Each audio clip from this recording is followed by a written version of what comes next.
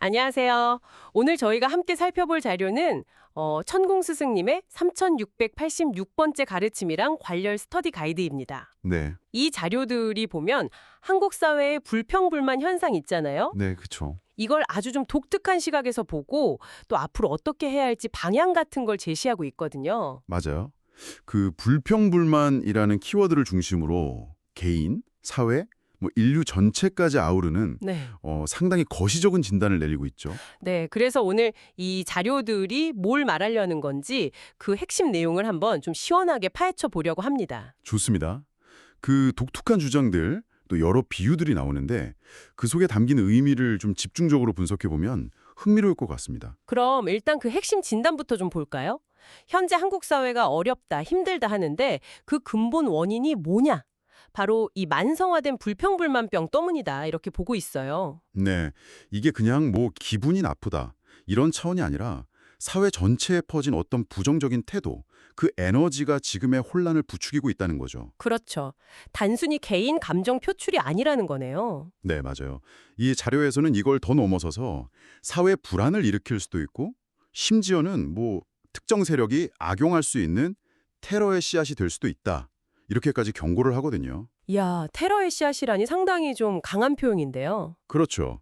불평하는 에너지가 이렇게 모이면 사회를 막 뒤흔들 수도 있다. 이런 뉘앙스인 것 같습니다. 여기서 그 흥미로운 비유가 등장하잖아요. 그 칠면조 이야기요. 아, 네.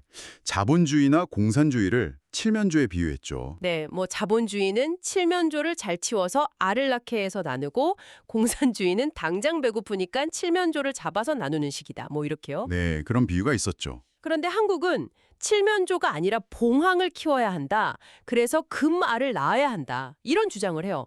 봉황이란 그 말이라. 이게 뭘까요?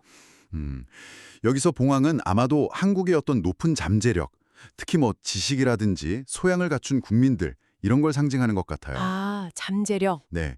그리고 그 말은 단순한 어떤 물질적인 이걸 넘어서는 새로운 시대 정신, 뭐랄까, 인류를 이끌어갈 신패러다임의 문화 콘텐츠, 이런 걸 의미하는 걸로 보입니다. 신패러다임의 문화 콘텐츠. 네.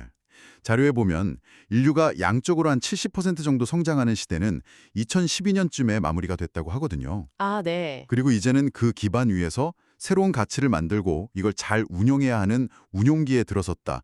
그래서 이 그 말이 꼭 필요하다. 이런 주장인 거죠. 그렇군요. 아, 그러니까 지금 우리가 막 불평불만하고 이러는 건 그 말을 낳기 바로 직전에 봉황. 그러니까 우리의 엄청난 잠재력을 그냥 스스로 꺾어버리는 그런 행위다. 이렇게 경고하는 거네요. 그렇죠. 거의 그런 맥락으로 읽힙니다. 굉장히 강한 경고죠. 그리고 또 인상적인 게 한국인 한 명의 불평이 전 세계 100명에게 부정적인 영향을 미친다. 이런 주장도 있었어요. 이건 좀 어떻게 봐야 할까요? 그건 아마도 그만큼 이제 한국인의 생각이나 태도가 세계적으로 큰 영향력을 가지게 되었다. 이런 인식이 바탕에 깔려 있는 것 같아요. 아, 위상이 달라졌다. 네.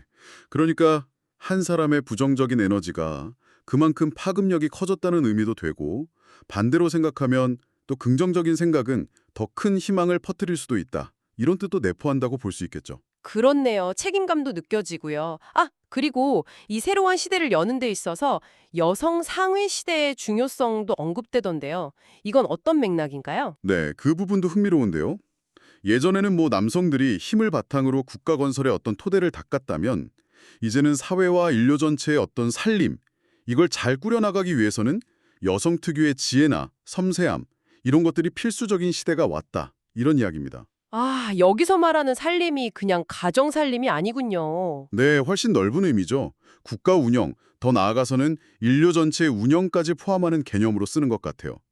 자료에서는 과거에는 여성들의 에너지가 좀 방향성 없이 흩어져서 제대로 쓰이지 못했다. 이런 지적도 하면서요. 네네. 이제는 여성들이 이 운용기에 걸맞는 어떤 사회적이고 인류적인 내조를 해야 한다. 이렇게 주장하고 있습니다. 사회적, 인류적 내조라. 이것도 참 새로운 개념이네요. 자, 그럼 정리를 좀 해보면요. 이 자료들의 핵심 주장은 우리가 지금 어려운 게 뭐 열심히 안 살아서가 아니다. 그렇죠. 그게 아니라는 거죠. 그게 아니라 이 불평불만을 좀 멈추고 인류 전체에 기여할 수 있는 새로운 가치, 그러니까 아까 말한 그 말 혹은 신패러다임, 이걸 만들어내지 못하고 있기 때문에 어려운 거다. 이런 진단이네요. 네, 정확합니다. 그래서 지금 필요한 건 태도를 바꾸고 새로운 가치를 창조하는 일이다. 이게 핵심 메시지인 거죠. 네. 이 내용들 참 여러 가지 생각을 하게 만드는데요. 듣고 계신 당신에게는 어떻게 다가오시나요? 네, 그렇죠. 이 자료는 어떻게 보면 한국인들에게 인류를 이끌어갈 홍익인간 지도자로서의 어떤 특별한 사명감 같은 걸 부여하고 있는 것 같기도 하고요. 생각과 말의 중요성, 또 새로운 시대에 맞는 여성의 역할에 대한 아주 독특한 관점을 제시하고 있습니다. 네. 마지막으로 이 자료의 관점을 잠시 떠나서요. 한번 이런 질문을 스스로에게 던져보는 건 어떨까 싶습니다. 지금 당신이 생각하기에 우리 사회와 인류에게 가장 필요한 그 말, 그러니까 새로운 시대 정신이나 가치는 과연 무엇일까요? 한 번쯤 고민해 보시는 것도 좋겠습니다.